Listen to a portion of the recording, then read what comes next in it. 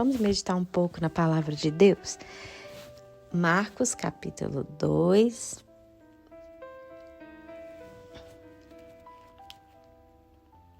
Na verdade, Marcos capítulo 3. Versículo 1. Noutra ocasião, ele entrou na sinagoga, se referindo a Jesus. E estava ali um homem com uma das mãos atrofiada. Alguns deles estavam procurando motivo para acusar Jesus. Por isso o observavam atentamente, para ver se ele iria curá-lo no sábado. Jesus disse ao homem da mão atrofiada: levanta-se e venha para o meio. Depois Jesus lhe perguntou: o que é permitido fazer no sábado? O bem ou o mal? Salvar a vida ou matar? Mas eles permaneceram em silêncio. Irado, olhou para os que estavam à sua volta e profundamente entristecido por causa do coração endurecido deles, disse ao homem: estenda a mão. E ele estendeu, e ela foi restaurada. Então os fariseus saíram e começaram a conspirar com os herodianos contra Jesus sobre como poderiam matá-lo. Então, Jesus, aqui fala que Jesus ficou profundamente entristecido por causa da dureza do coração deles, porque eles estavam mais preocupados com a religião, com a regra do sábado, do que com uma vida humana. Eles não tinham entendido o propósito das coisas. E eu estava meditando sobre isso. Temos várias passagens bíblicas que nós vemos isso, em que Deus mostra o quanto os religiosos odeiam a graça de Deus. Eles têm raiva da graça de Deus. Teve um pastor aí famoso aí, não estou julgando ele não, que pode ser que Deus tenha tocado no coração dele, ele se arrependido do que ele falou. Mas só usar um exemplo de uma pessoa líder de uma igreja famosa, mundialmente famosa, falou publicamente mal da graça de Deus. Falou que essa graça aí que as pessoas ficam falando, que isso é uma desgraça, que esse negócio de graça, a sua graça me basta, debochando, uma pessoa que diz cristão, debochando da graça de Deus, com ódio. Você vê um ódio no olhar dele, na fala dele, no tom de voz dele a respeito da graça de Deus. Mas esse ódio pela graça de Deus, daqueles que se dizem filhos de Deus, isso não é uma coisa nova, é uma coisa antiga. Desde lá do princípio a gente vê pessoas tendo ódio da graça de Deus. Vocês sabem que o diabo mais odeia é a graça de Deus? Por que o diabo mais odeia a graça de Deus? Porque a graça de Deus é a única coisa que ele não provou. Ele não teve. Mas nós, seres humanos, recebemos a graça. Porque nós somos maus, pecadores, fazemos tudo que Deus odeia. Mesmo assim, Jesus morreu no nosso lugar para nos oferecer essa graça, esse perdão, essa entrada de novo no reino de Deus, por meio do favor de Deus, da bondade de Deus, da misericórdia. E ele não teve isso. Então o diabo odeia a graça, ele arranja até os dentes. Eu não estou falando daquela hipergraça, que é uma falsa graça que as pessoas inventam, que você pode pecar à vontade, que Deus vai te perdoar. Não é isso que eu estou falando. Eu estou falando da graça de Deus, que é um favor imerecido, que é Deus oferecendo a salvação por meio da graça e não pelas obras, e não por mérito. Então, as pessoas que se dizem religiosas, se dizem de Deus, podem cair da graça e começarem a ter ódio da graça. E isso acontece. Um caso muito, muito interessante que eu estudei uma vez, que eu estava lendo a Bíblia, sobre Jonas. O profeta Jonas, ele foi uma das pessoas que teve ódio da graça. Depois eu vou fazer um vídeo só sobre isso. Mas Jonas, ele provou da graça. Deus mandou ele pregar contra Nínive. Gente, a cidade de Nínive era a capital da Assíria. A Síria era um dos maiores inimigos de Israel. Eles destruíram o reino de Israel, o reino do norte. Então era um povo perverso, cruel. E o povo judeu, o povo hebreu, na verdade, eles ainda não eram judeus. Não era somente a tribo de Judá, era todo o reino de Israel. Eles consideravam-se superiores, porque eles eram únicos detentores da verdade, da fé no Deus verdadeiro. Eles achavam que eles eram escolhidos, separados e não podiam se envolver com ninguém das outras nações, e que eles eram melhores, mais amados por Deus, especiais. E que Deus, é como se eles achassem que Deus não amasse as outras pessoas do mundo.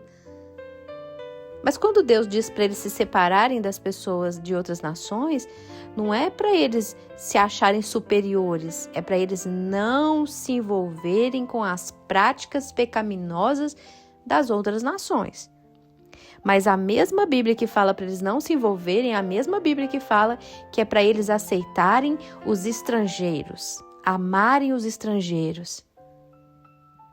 Então, ou seja, as pessoas que vinham para Israel e queriam se converter ao Deus de Israel, eles tinham que ser amados, aceitos e tratados com total honra. Isso mostra que Deus não está separando, dizendo que Ele não ama as outras pessoas. Ele ama todos, Ele quer que todos sejam salvos. Então, essa sensação de superioridade, de que nós somos um povo escolhido e que o resto está tudo perdido e Deus odeia todo mundo, é mais ou menos isso que eles imaginavam. Mas quando Deus, olha para você ver, Deus mandou Jonas. Normalmente Deus mandava profeta para falar com o rei de Israel. Não é para falar com outros reis de outras nações. Deus mandou um profeta para falar com o povo de uma nação ímpia, de uma nação incrédula, de uma nação que não conhecia a Deus, para pregar para eles, dizendo que Deus destruiria a cidade.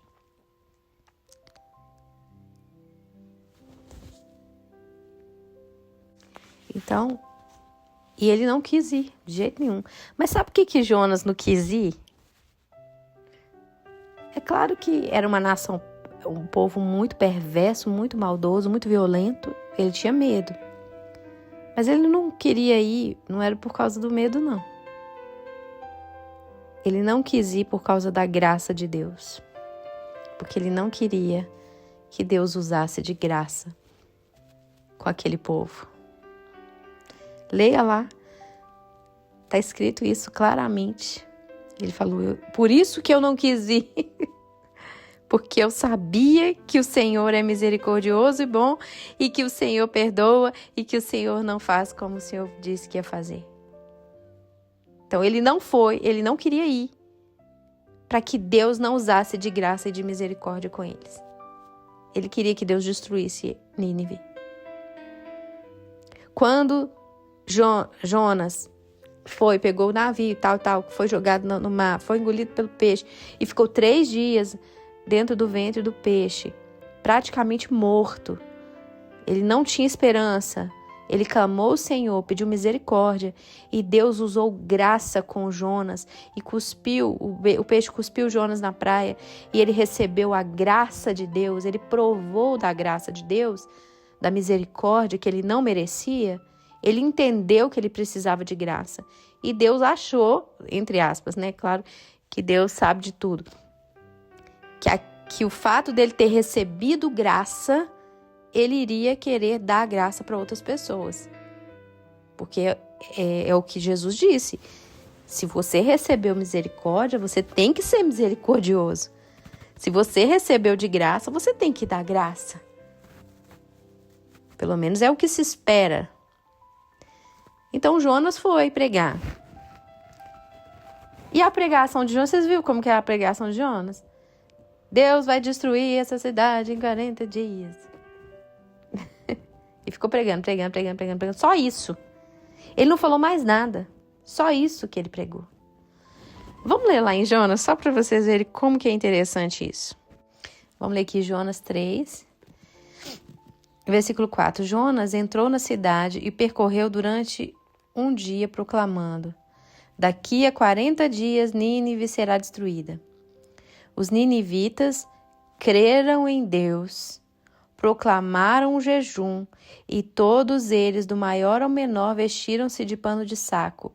Quando as notícias chegaram ao rei de Nínive, ele se levantou do trono, tirou o manto real, vestiu-se de pano de saco e sentou-se sobre a cinza. Então fez uma proclamação em Nínive: por decreto do rei e dos seus nobres, não é permitido a nenhum homem ou animal, bois ou ovelhas, provar coisa alguma. Não comam nem bebam. Cubram-se de pano de saco, homens e animais, e todos clamem a Deus com todas as suas forças. Deixem os maus caminhos e a violência. Talvez Deus se arrependa e abandone a sua ira e não sejamos destruídos. Tendo em vista o que eles fizeram e como abandonaram os seus maus caminhos, Deus se arrependeu e não destruiu como tinha ameaçado. Olha que interessante. O profeta Jonas era um profeta de Deus, ungido para profetizar. Mas quem profetizou na verdade aqui? Quem foi usado mais por Deus aqui nessa história? Jonas só falou de desgraça. Deus vai destruir em 40 dias. Só isso, a mensagem dele só ficou nisso. Mesmo ele sabendo quem Deus é, mesmo ele sabendo da graça e da misericórdia que Deus tinha, mesmo ele sabendo do que Deus fez, acabou de fazer com ele, dando ele uma nova oportunidade de viver, cobrindo ele com graça e favor, mesmo ele sabendo disso, ele não abriu a boca para falar da graça de Deus, da misericórdia, da possibilidade de Deus perdoá-los, deles se arrependerem, de Deus mudar o que ele tinha dito. Ele não falou nada. Deus usou a boca de um rei ímpio para falar aquilo que o profeta não quis falar. Deus usou mais a boca do rei de Nínive do que de Jonas, porque ele não quis falar. Ele contou só metade da história. Ele só falou da desgraça e da destruição, mas ele não falou da possibilidade de Deus agir com misericórdia. Deus usou mais a boca de um rei ímpio do que de um profeta. Porque Jonas, no fundo, não queria que Deus usasse de misericórdia com eles. O ódio da graça. Eu quero graça para mim, não para os outros. Eu quero que Deus me perdoe, que Deus use de misericórdia comigo, mas com eles não. Porque eu sou parte do povo de Deus. Eles não. Eu quero a graça para mim, mas para eles não. Ele não abriu a boca e não falou de graça. Mas quando você, profeta de Deus, não abre a boca e não fala a mensagem completa, você acha que Deus não vai usar outra pessoa para falar? Se vocês não clamarem, estas pedras clamarão. Se vocês não falarem, Deus vai usar até um animal, se Ele quiser, para falar. Se você só prega metade da mensagem, falando sobre desgraça, destruição, mas não fala da misericórdia, da graça e da possibilidade de você se arrepender e Deus mudar a sua sorte, se você só fala da desgraça porque você não quer que ninguém prove daquilo que você provou, Você é um profeta meia boca. E se você não conta a mensagem inteira, Deus vai usar outra pessoa. E usou um ímpio para pregar muito melhor do que Jonas. A mensagem do rei de Nínive foi muito mais profunda de uma pessoa que não conhecia Deus. Ele falou como se ele conhecesse mais Deus do que Jonas. E Jonas sabia que Deus era justo, que Deus era misericordioso. Porque olha que depois que Deus se arrependeu e usou de graça e de misericórdia com aquele povo e não destruiu, olha o que Jonas falou com Deus. Jonatas, porém, ficou profundamente descontente com isso e enfureceu-se. O ódio da graça, gente. Tem muito crente que tem ódio da graça. Ele quer graça para ele. Mas se Deus usa de graça e de misericórdia com pessoas lá de fora, eles têm ódio. Eles ficam com raiva. Eles odeiam ver ímpio prosperar. Eles odeiam. Quando uma pessoa que não é de Deus é curada, Deus cura, eles ficam com raiva. Aí, vamos ler aqui. Ele orou ao Senhor. Olha o que Jonas orou. Presta atenção nisso aqui. Senhor, não foi isso que eu disse quando ainda estava em casa? Foi por isso que me apressei em fugir para Tarsis. Eu sabia que tu és Deus misericordioso e compassivo, muito paciente, cheio de amor e que prometes castigar, mas depois arrepende-te. Agora, Senhor, tira minha vida, eu imploro, porque para mim é melhor morrer do que viver. Ele disse, eu sabia que o Senhor não ia destruir, mas se ele sabia que Deus era tão misericordioso, por que ele não pregou isso? Ele não queria pregar a possibilidade de graça, porque ele queria ver aquele povo morrendo. Ele provou da misericórdia e da graça, mas ele não queria que ninguém provasse. Será que não é isso que você e eu podemos estar vivendo? Para nós é graça, misericórdia, mas para os outros é ira, né? É severidade. Os meus pecados eu quero que o Senhor esconda e eu trato com o Senhor e o Senhor me perdoe e ninguém fica sabendo e a gente resolve entre nós. Agora, quando se trata do pecado dos outros, eu tenho que expor, eu tenho que ridicularizar, eu tenho que julgar, eu tenho que fazer todo mundo ficar sabendo porque eu quero misericórdia para mim e não para ninguém. Não é verdade? Jonas, ele não quis ir pregar, não era por medo, não, somente. Claro que no fundo devia ter um medo, mas ele não queria pregar porque ele não queria que Deus perdoasse aquele povo, que Deus tivesse misericórdia deles. Porque a pregação, ela não é para destruir, ela é para salvar. E ele teve tanto ódio da graça que ele preferia morrer do que ver aquele povo sendo salvo.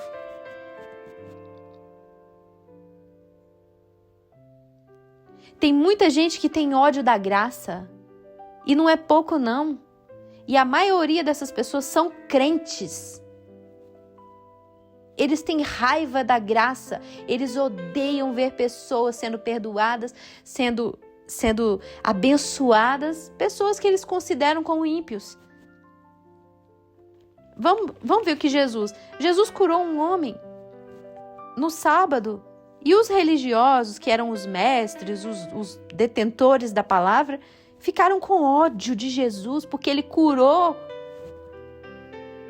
E Jesus fala em várias parábolas de pessoas que tinham ódio quando Deus usava de graça. Na parábola do filho pródigo, um filho gastou tudo, fez tudo de errado, voltou arrependido, o pai abraçou, deu roupas novas, pôs anel no dedo, sandália nos pés, deu uma festa, matou o bezerro cevado e fez aquela dança, todo mundo festejando. E o irmão mais velho Quando viu aquilo, ele teve ódio. Ele teve ódio do irmão, da graça do pai. Como assim? Esse teu filho gastou tudo com meretrizes, não sei o quê. E o Senhor mata o bezerro cevado? O Senhor dá a ele o melhor? Para mim o Senhor não deu nada, mas para ele o Senhor dá. Meu filho, tudo que é meu é seu. Você está com ódio da minha misericórdia? Você está com ódio da minha graça? Esse não é o único caso, não. Tem uma outra parábola em que Jesus fala sobre que ele chama os trabalhadores, né? O Senhor chama os trabalhadores para trabalhar e ele combina tanto, né? Aí os últimos que não trabalharam quase nada ganharam a mesma coisa e ganharam primeiro. Foram mais honrados do que aqueles que trabalharam mais. E o Senhor nos diz assim aqui: por que você está com raiva? Porque eu sou bom? Você está com raiva de eu ser bom? Eu faço o que eu quiser com o que é meu. A gente tem raiva de pessoas que não fazem o que a gente faz, mas recebem o que a gente recebe, às vezes até mais do que a gente recebe.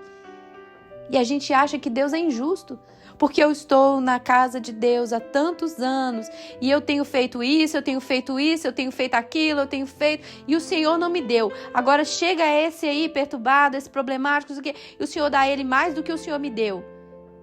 Nós temos ódio da graça. E sabe por que você não recebe? Porque você acha que você tem que merecer. Você não confia na graça de Deus. E o ódio da graça, gente, é uma tendência de todo cristão e religioso. Porque no início, quando você chegou todo destruído na presença de Deus, cheio de pecados, você implorava por misericórdia e Deus teve misericórdia de você.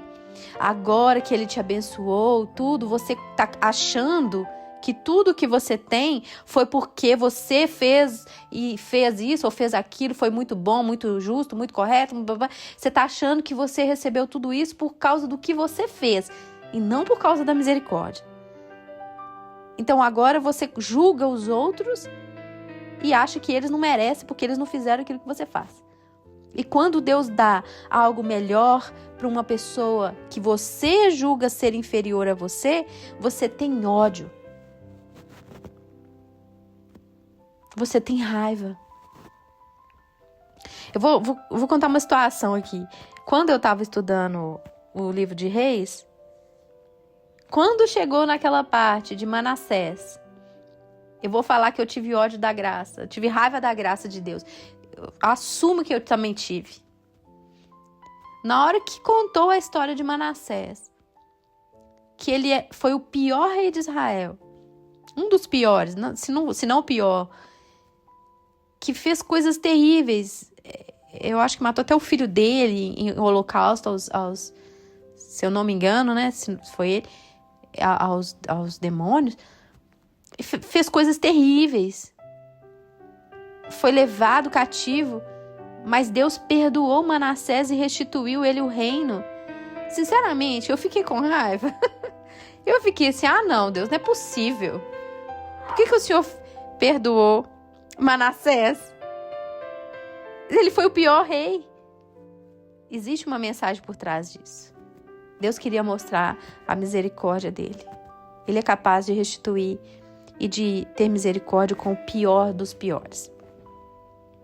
Então nós temos uma tendência a sair da graça e cair para a parte do mérito e achar que tem que merecer. Graça é graça, gente. Não é por mérito, não é salário. Então, nós temos que parar de ter ódio da graça. Contar a história completa. Não é como Jonas, contar só metade da história. Conta a história toda. Ele falou, eu sabia que o Senhor não ia destruir. Mas por que você não falou então? Por que você não falou da misericórdia? Deus teve que usar a boca de um rei perverso para pregar o que você, que é profeta, não pregou. Sabe o que Deus me falou quando eu estava estudando essa mensagem? Sabe qual que é a mensagem da nossa vida? Porque Deus fala muitas coisas com a gente, né? A gente estuda a Bíblia, durante a vida inteira ele dá mensagens maravilhosas pra gente. Mas a mensagem maior e principal que você deve transmitir não é pregações bonitas e eloquentes somente. É aquilo que Deus fez com você. É a misericórdia que ele usou para com você. É a mensagem que você tem que transmitir para todas as gerações enquanto você respirar.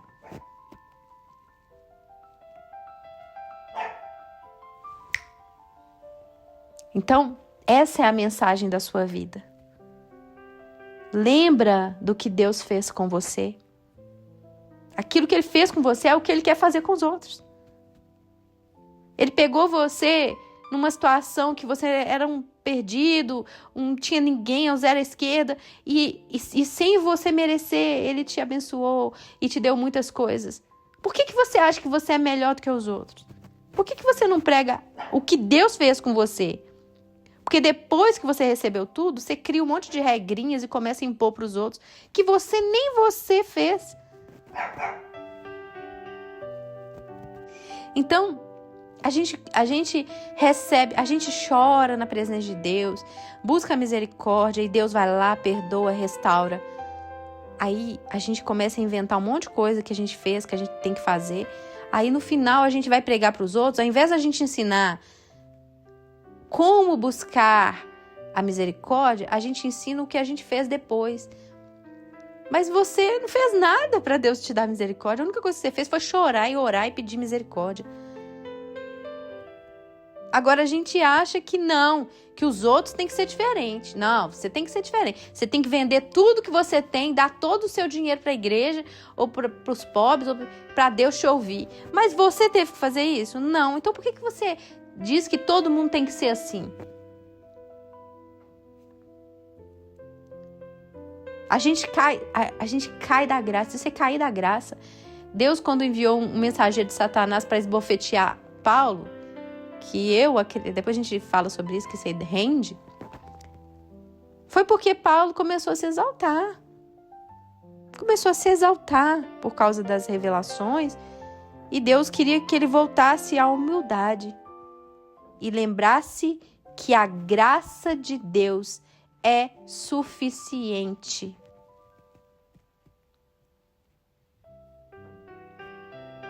Não saia desse lugar da graça. Não pense que você tem alguma coisa porque você fez por merecer. Tudo que nós temos por causa da graça. As misericórdias do Senhor são a única causa de nós não sermos consumidos. É a única. Não tem outra. É a única causa. É a misericórdia de Deus que nos mantém vivos. É a misericórdia de Deus que nos abençoa. É a misericórdia de Deus que nos perdoa. É a misericórdia de Deus que nos ajuda. É isso. Agora, para os outros é lei, para mim é graça. Eu quero misericórdia, mas para os outros é rigor, é severidade. Mas para mim é graça. Porque na hora que você passa aperto, você vai lá, dobra o seu joelho, põe a cara no pó e implora por misericórdia. Agora, quando é com os outros, você reza uma ladainha na orelha da pessoa para ficar falando porque você fez isso, porque você fez aquilo, porque faz aquilo, porque faz aquilo. Por que você não ensina o caminho da misericórdia? Que você aprendeu com a sua vida. O caminho da misericórdia é o quebrantamento, é a confissão, é o arrependimento sincero. Você prefere pregar um monte de coisas, de regras para os outros, ao invés de você pregar o caminho da misericórdia. Jonas não pregou o caminho da misericórdia. Ele pregou a ira de Deus. Somente. Não estou falando que não pode pregar a ira. Mas Deus teve que usar a boca de um rei para pregar o caminho da misericórdia. Jesus é o caminho, gente. A gente não pode pregar só, tem um inferno. Mas qual que é o caminho para sair do inferno? Qual que é o caminho do perdão? Você tem que falar. E qual que é? É o mesmo que você usou. que você andou. É o quebrantamento, a confissão, o arrependimento. Por que você não fala isso para os outros? Por que você impõe regras? Porque para você é graça, mas para os outros não, né? Então, que Deus tenha misericórdia de nós. Pare de ter ódio da graça de Deus, porque a graça de Deus é o único motivo de você estar salvo e vivo e respirando. Não é por mérito, não tem nada do que a gente possa fazer. A Bíblia diz que Deus não resiste a um coração quebrantado e contrito. É isso que Ele espera de nós. Que Deus te abençoe em nome de Jesus.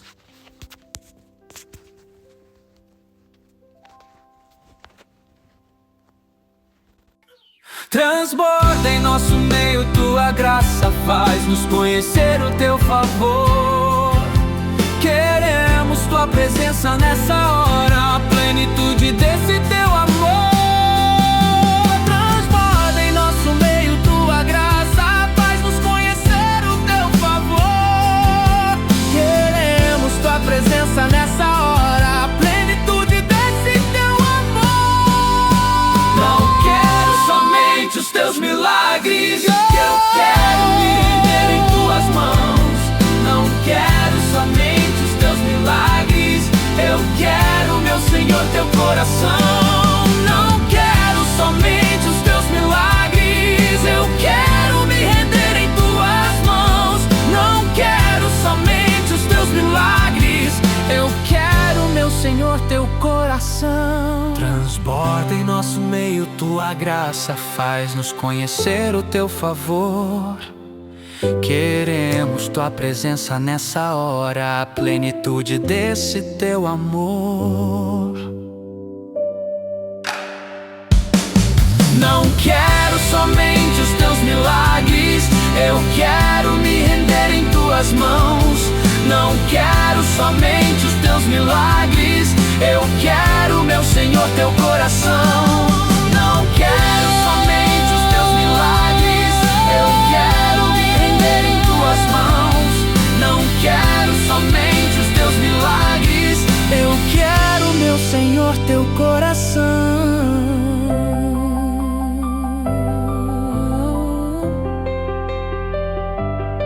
Quero muito, muito mais de ti. Quero muito, muito mais de ti. Quero muito, muito mais de ti. Timbre-vindo.